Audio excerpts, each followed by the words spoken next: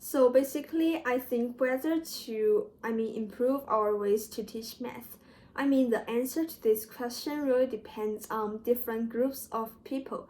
So I divide all students into two groups, and the first group of students are the ones, who are not so interested in math, just like me. And for us, we study math just try to pass some very necessary and important exams. And also, the second reason why we study math is that, the math courses are compulsory, so we just have to study that. But actually, we are not so good at studying math, and we're also not so interested in that.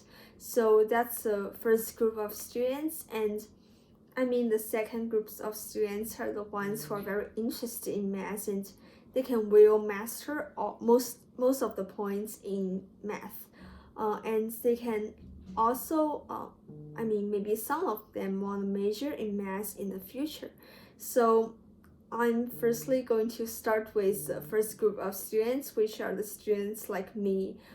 So as I mentioned above, I study math maybe just to pass those very important and necessary exams, and these exams will help me apply for the university I want to enter in the future. So in this case, I don't think that our ways to teach math need to be improved, because mostly nowadays the teachers, they teach math by asking students to do some exercises, and they will also transporting all the information to the students.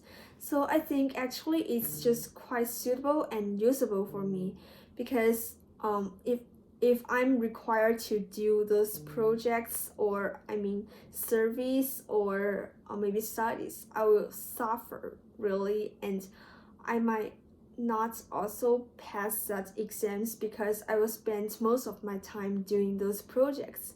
So that's not very suitable for me. But if I'm required to do those exercises every day, maybe I will feel very bored and not so interested in math. But it's just quite suitable because I can get a really good score by practicing and practicing.